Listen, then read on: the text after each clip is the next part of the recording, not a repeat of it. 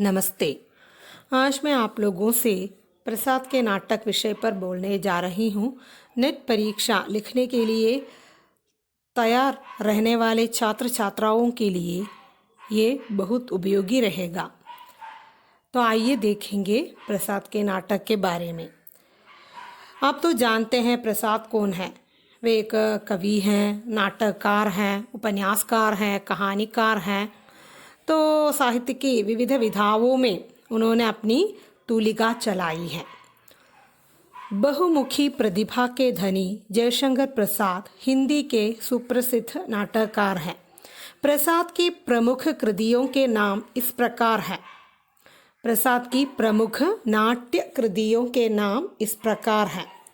सज्जन 1910, कल्याणी परिणय 1912, प्रायश्चित 1912, करुणालय 1913, राज्यश्री 1918, विशाख 1921, अजातशत्रु 1922, कामना 1927, जन्मेजय का नागयज्ञ 1926, स्कंदगुप्त 1928, एक खुंड 1930, चंद्रगुप्त 1931, ध्रुव स्वामिनी 1933।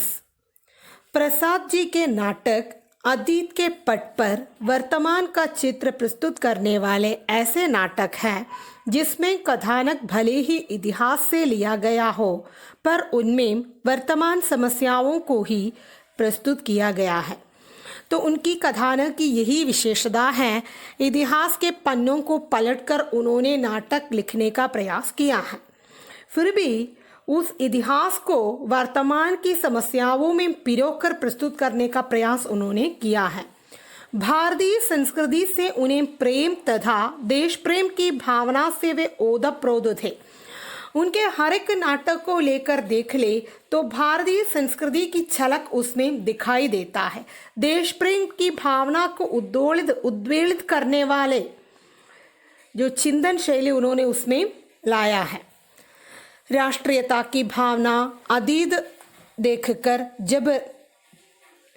राष्ट्रीयता की भावना, अतीत गौरव की अभिव्यक्ति, आदर्श नारी पात्रों की परिकल्पना, सामाजिक समस्याओं की अभिव्यक्ति, उदात्त मानवीय मूल्यों की स्थापना प्रसाद के नाटकों की मूल विशेषताएं हैं। तो प्रसाद के नाटकों की मूल विशेषता क्या क्या है? राष्ट्रीयता की भावना है, अतीत गौरव की अभिव्यक्ति। तो हमारे जो बीते हुए कल में जो गौरव छिपा हुआ था उसे प्रकट करने का प्रयास उन्होंने किया है। और आदर्श नारी पात्रों की परिकल्पना और एक खूबी है, सामाजिक समस्याओं की अभिव्यक्ति और एक खूबी है, और उदात्त मानवीय मूल्यों की स्थापना करना प्रसाद की जो नाटकों की खूबी है, प्रसाद का लक्ष्य था। प्रसाद के नाटकों पर यह आरोप लगाया जाता है कि उनके अधिकांश नाटक रंगमंच के अनुकूल नहीं हैं। यह तो ठीक है, यह इसलिए है कि उन्होंने इतिहास के पन्नों को पलटकर नाटक लिखने का प्रयास किया है। तो युद्धों का वर्णन तो इस प्रकार किया गया है कि उसे रंगमंच पर खेलना बहुत मुश्किल हो जाता है। उनमें पात्रों की संख्या भी अधिक है, दृश्यों की संख्या भी अधिक है, भाषा का स्वरूप परिनिष्ठित, संस्कृत गर्भित एवं क्लिष्ट है।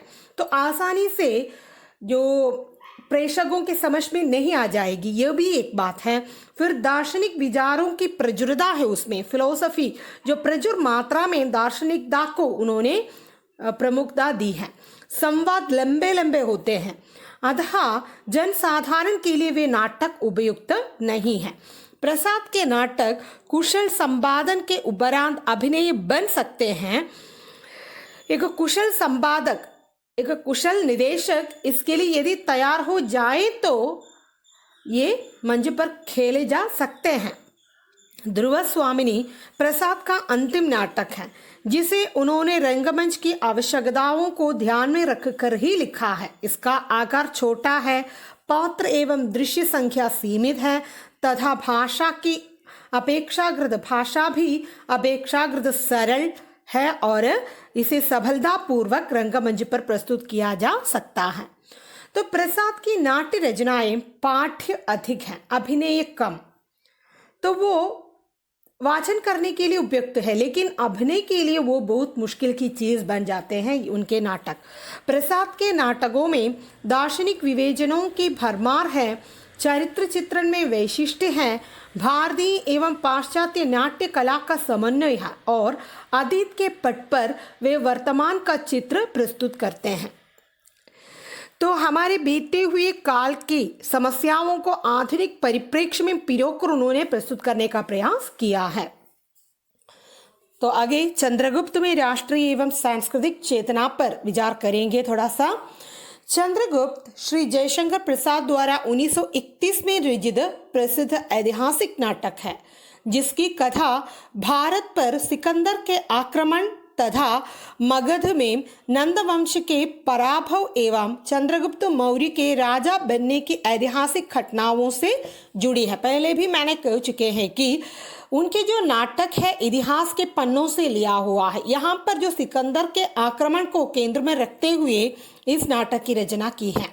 प्रसाद जी ने जिस समय इस नाटक की रचना की उस समय हमारा देश अंग्रेजों का गुलाम था, किंतु देश में स्वतंत्रता आंदोलन चल रहा था। चंद्रगुप्त नाटक में प्रसाद ने दिखाया है कि उस समय मगध में आदताई नंद वंश का शासन था। तो उस समय मगध राज्य में जो नंद वंश का शासन चल रहा था, जो अपने अहंकार एवं क्षुद्र स्वार्थ के कारण विदेशी आक्रांता सिकंदर के विरुद्ध पंचनद नरेश पर्वतेश्वर का इसलिए साथ नहीं देता क्योंकि नंद की कन्या कल्याणी को अपनी रानी बनने से पर्वतेश्वर ने यह कहकर इनकार कर दिया था कि हम क्षत्रिय शूद्रों की कन्या से विवाह नहीं कर सकते। तक्षशिला नरेश अपने पुत्र आंभिग के प्रभाव में थे। उन्होंने यवनों से उत्कोज रिश्वत लेकर उन्हें भारत में आक्रमण करने के लिए मार्ग दे दिया था, क्योंकि वे अपने पड़ोसी राजा पर्वतेश्वर से द्वेष भाव रखते थे। वे चाहते थे कि सिकंदर पर्वतेश्वर को पराजित करे। इस षड्यंत्र का पता तक्षशिला गुरुकुल के आचार्य चाणक्य एवं वहां अध्ययन के लिए आए माड़ों के राजकुमार सिंहरण तथा मगध के सेनापति के पुत्र चंद्रगुप्त को चल जाता है। तो आंभिग की बहन राजकुमारी अलका अपने भाई का विरोध करती है। तो चंद्रगुप्त नाटक में राष्ट्रीयता की भावना सर्वत्र ओतप्रोत है, क्योंकि अपने राज्य पर जो विदेशों का आक्रमण होने वाला है यह जानकर जो सेनापति मगध के सेनापति हो, चंद्रगुप्त हो और राजकुमार सिंहरण हो और अलका, ये सब उनके जानकार है। लेकिन एक विभाग जो है अपने राज्य पर दूसरों के आक्रमण के लिए रास्ता खोल देते हैं। दूसरे एक विभाग के लोग जो हैं इसके मार्ग में बाधा डालना चाहते हैं। चाणक्य का स्वप्न है कि संपूर्ण भारत के छोटे छोटे गणराज्य का एक राजा के अधीन होकर शक्तिशाली राष्ट्र बन जाए, जिससे कोई विदेशी आक्रांता भारत पर आक्रमण का दुस्साहस न कर सके। अपने इस स्वप्न को साकार करने के लिए वह चंद्रगुप्त को माध्यम बनाता है और अंततः अपने इस उद्देश्य में सफल भी होता है। सिंहरण और अलका के रूप में प्रसाद ने दो ऐसे पात्र इस नाटक में प्रस्तुत किए हैं जो देशभक्ति एवं राष्ट्रीयता की भावना से ओतप्रोत है।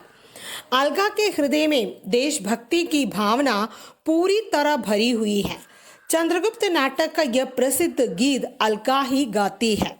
हिमाद्रि तुंग श्रृंग से प्रबुद्ध शुद्ध भारती, स्वयं प्रभा समुज्ज्वला स्वतंत्रता पुकारती।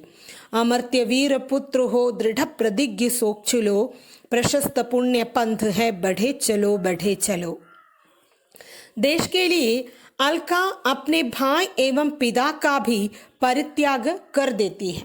सिंधु देश की राजकुमारी मालविका अलका की सखी हैं तथा उसके हृदय में भी देश प्रेम की भावना व्याप्त है। चंद्रगुप्त नाटक में अतीत के तट पर वर्तमान का चित्र प्रस्तुत किया गया है। अतीत की गाथा के द्वारा नाटककार ने वर्तमान पीढ़ी के युवकों का आह्वान किया है कि वे देश की स्वतंत्रता के लिए व्यक्तिगत हितों का बलिदान करने को तत्पर रहें। मगध के राजा नंद का भोग विलास में लिप्त रहना तत्कालीन राजा नवाबों की विलासी प्रवृत्ति का द्योतक है।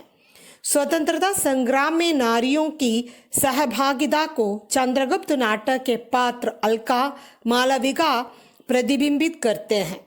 प्रसाद जी ने इस नाटक में भारतीय संस्कृति एवं जीवन मूल्यों की श्रेष्ठता प्रतिपादित की है। कर्नेलिया इन्हीं से प्रभावित होकर भारत की महिमा का गान वो इन शब्दों में करती हैं। अरुण यह मधुमय देश हमारा, जहां पहुंच अनजान क्षितिज को मिलता एक सहारा। प्रसाद की सांस्कृतिक चेतना रूढ़िवादी न होकर मानवतावादी है।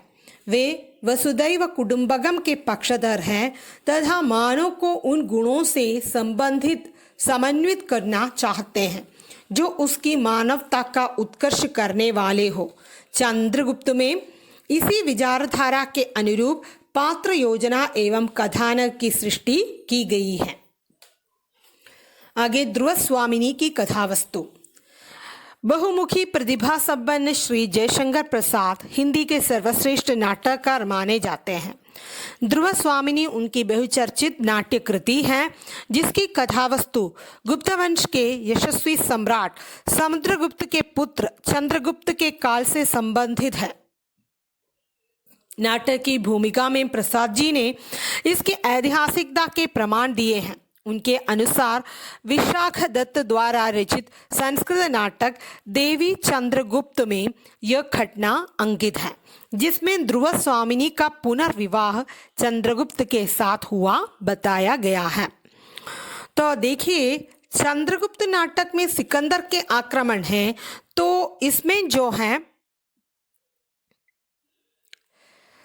समुद्रगुप्त के पुत्र चंद्रगुप्त के काल से संबंधित नाटक है और उनके अनुसार विशाख दत्त द्वारा रचित संस्कृत नाटक देवी चंद्रगुप्त में यह घटना अंकित है जिसमें ध्रुव स्वामिनी का पुनर्विवाह चंद्रगुप्त के साथ हुआ बताया गया है।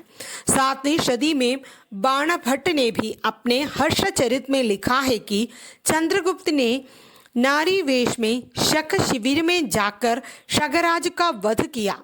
शगराज से गुप्त वंश का यह युद्ध इतिहासकारों के अनुसार 374 ईसा पूर्व से 380 ईसा पूर्व के बीच में हुआ था। नाटक की मूल घटना यद्यपि ऐतिहासिक है तथापि नाटककार ने उसमें कल्पना का समावेश भी किया है। ऐतिहासिक नाटक है फिर भी इतिहास के साथ कल्पना को समायोजित करके पिरो के प्रस्तुत करने का प्रयास किया है। नाटक के कुछ पात्र यथा चंद्रगुप्त, ध्रुव स्वामिनी, रामगुप्त, शकराज, शिखर स्वामी ऐतिहासिक पात्र हैं, जबकि कोमा, मिहिरदेव और मंदाकिनी काल्पनिक पात्र हैं और उनकी कल्पना शकराज के अनैतिक आचरण को पुष्ट करने हेतु की गई है। समग्रतः यह कहा जा सकता है कि ध्रुव स्वामिनी नाटक में प्रसाद जी ने इतिहास और कल्पना का सुंदर समन्वय किया है। ध्रुव स्वामिनी नाटक की कथावस्तु संक्षिप्त, रोचक और गतिशील है। गुप्त सम्राट समुद्रगुप्त ने अपने द्वितीय पुत्र चंद्रगुप्त को राज्य का उत्तराधिकारी बनाया था और उसका विवाह जीते हुए राजा की कन्या ध्रुव स्वामिनी से निश्चय किया था। चंद्रगुप्त का बड़ा भाई रामगुप्त अयोग्य, विलासी एवं मध्यम था, किंतु समुद्रगुप्त की मृत्यु के उपरांत शिखर स्वामी नामक षड्यंत्रकारी अमात्य के सहयोग से रामगुप्त राज्य का उत्तराधिकारी बन बैठा और उसने ध्रुव स्वामिनी से विवाह भी कर लिया। चंद्रगुप्त पारिवारिक विग्रह की आशंका से शांत बना रहा और उसकी वाग्दत्ता दूसरे की पत्नी बन गई। रामगुप्त सेना लेकर दिग्विजय करने के लिए निकल पड़ा। इस समय शगराज से गुप्त साम्राज्य का युद्ध चल रहा था। इस युद्ध में शगों की स्थिति बेहतर थी। शगराज ने युद्ध बंद करने के लिए जो संधि प्रस्ताव भेजा, उसके अनुसार रामगुप्त को अपनी पत्नी ध्रुवस्वामिनी शगराज को उपहास में देनी थी। रामगुप्त ने इस प्रस्ताव को तुरंत स्वीकार कर लिया। ध्रुवस्वामिनी ने रामगुप्त से अपनी रक्षा की प्रार्थना की, अपने कुल गौरव को बचाने की अनुनय विनय की, किंतु रामगुप्त ने अपनी निर्लज्जता प्रदर्शित करते हुए कायरों की भांति अपनी प्राण रक्षा के लिए शगराज के प्रस्ताव को स्वीकार किया। अपनी ही पत्नी को जो युद्ध करने के लिए आक्रमणकारियों को सौंपने की नीति इसमें बताया गया है। ध्रुवस्वामिनी का आत्मगौरव जागृत होता है और वह शक शिविर में जाने के लिए स्पष्ट इनकार कर देती है और कहती है, यदि तुम मेरी रक्षा नहीं कर सकते, अपने कुल की मर्यादा, नारी का गौरव नहीं बचा सकते, तो मुझे बेच भी नहीं सकते।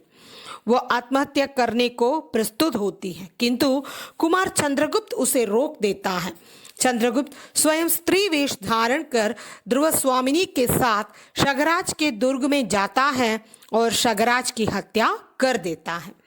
अंत में धर्म परिषद का आह्वान किया जाता है और उसमें पुरोहित अपना निर्णय देता हुआ कहता है, विवाह की विधि ने देवी ध्रुवस्वामिनी और रामगुप्त को एक भ्रांतिपूर्ण बंधन में बांध लिया है। धर्म का उद्देश्य इस तरह पद दलित नहीं किया जा सकता। यह रामगुप्त गौरव से नष्ट, आचरण से पतित और कर्मों से राज्य कलविशी क्लीव है।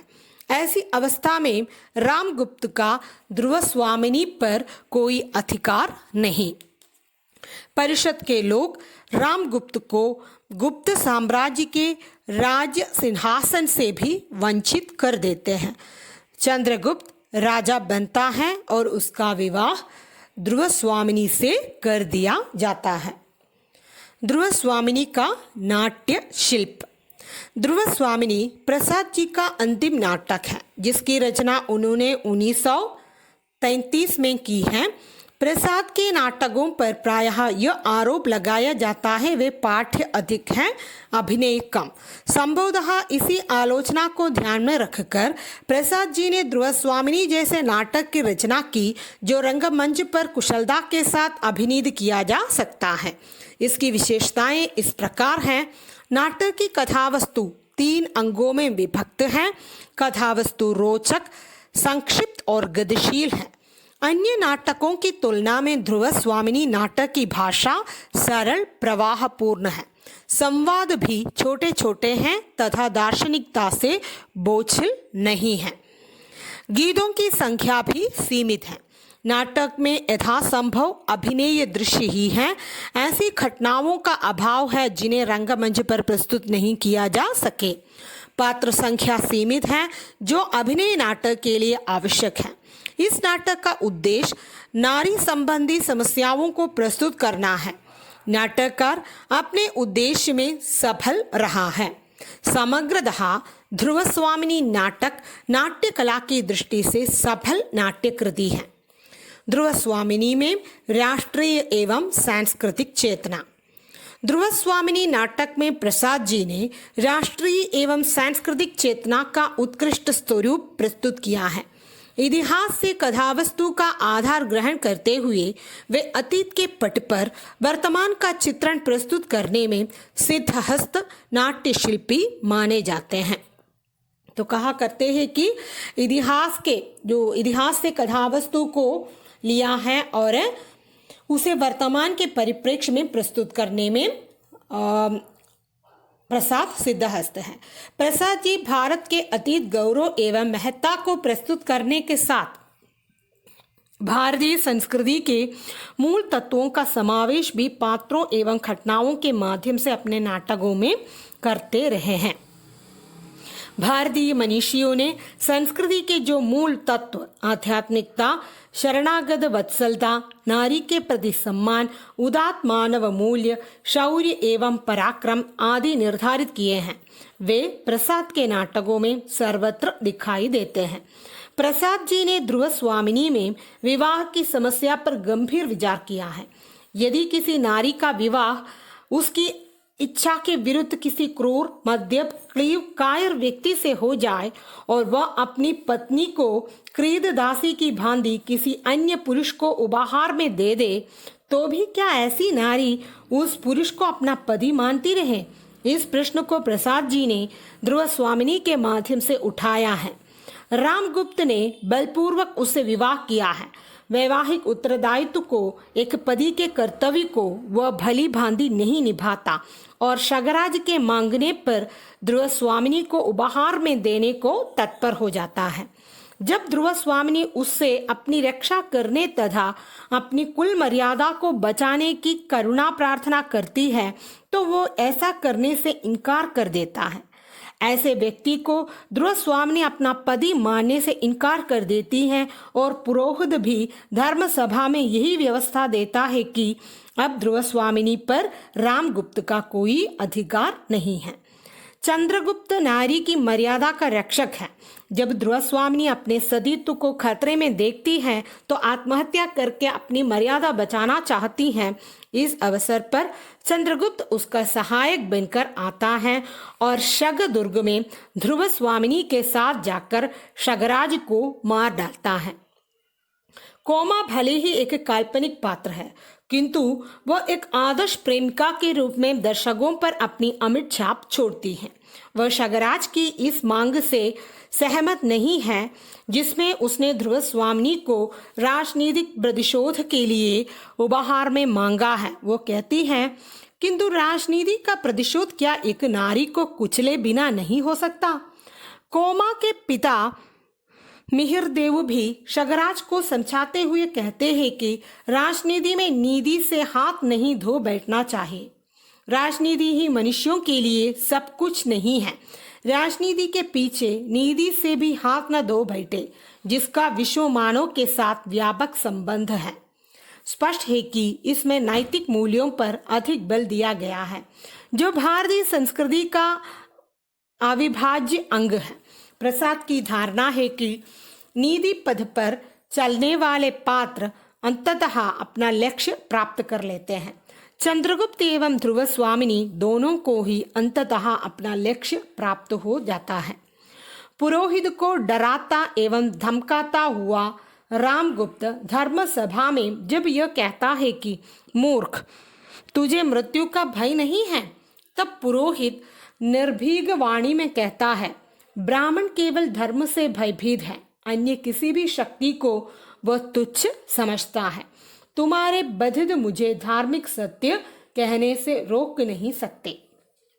जो गौरव से नष्ट हो, आचरण से पतित हो और कर्मों से राजा किलविशी क्लीव हो, ऐसे रामगुप्त को ध्रुव स्वामिनी का पति कहलाने का अधिकार नहीं है। पुरोहित स्पष्ट घोषणा करता है, जिससे अपनी स्त्री को दूसरों की अंगगामिनी बनने के लिए भेजने में संकोच नहीं, वह क्लीव नहीं है तो और क्या है। मैं स्पष्ट कहता हूं कि धर्मशास्त्र रामगुप्त से ध्रुव स्वामिनी के मोक्ष की आज्ञा देता है। चंद्रगुप्त और ध्रुव स्वामिनी के रूप में प्रसाद जी ने दो ऐसे पात्र प्रस्तुत किए हैं जिनमें भारतीय संस्कृति मूर्तिमान हो उठी है। उनमें शील, सदाचार, विनम्रता, तेजस्विता, शौर्य, पराक्रम, परोपकार, विवेकशीलता, नैतिकता, संयम जैसे वे सभी गुण विद्यमान हैं जो भारतीय संस्कृति के अंगभूत तत्व माने गए हैं। अपने संकट में कोई रक्षक न देखकर जब ध्रुव स्वामिनी आत्महत्या की ओर प्रवृत्त होती हैं, तब चंद्रगुप्त आत्महत्या को पाप बताता हुआ उसे रोकता है और कहता है, देवी, जीवन विश्व की संपत्ति है। प्रसाद से, क्षणिक आवेश से या दुख की कठिनाइयों से उसे नष्ट करना ठीक तो नहीं है। ध्रुव स्वामिनी नाटक में राष्ट्रीयता की भावना को भी अभिव्यक्ति मिली है। मंदाग्नि एक काल्पनिक पात्र है, प्रसाद जी ने उसे चंद्रगुप्त एवं रामगुप्त की बहन के रूप में कल्पित किया है। उसके चरित्र के माध्यम से प्रसाद जी ने एक ऐसी भारतीय रमणी की परिकल्पना की है जो राष्ट्रीयता की भावना से ओतप्रोत है। वो जानती है कि वीरता जब भागती है तब उसके पैरों से राजनीतिक छल छंद की धूल उड़ती है। मंदाकिनी का मत है कि राष्ट्र और राष्ट्र के सम्मान की रक्षा के लिए प्रत्येक राष्ट्रवादी को प्राणपण से जूझना चाहिए। वो साफ कहती है कि जो राजा अपने राष्ट्र की रक्षा करने में असमर्थ है, उस राजा की रक्षा नहीं की जानी चाहिए। जब चंद्रगुप्त ध्रुव स्वामिनी के सम्मान की रक्षा के लिए शगदुर्ग में सामंत कुमारों के साथ जाता है तो मंदाकिनी गीत के माध्यम से उन्हें प्रेरित करती है।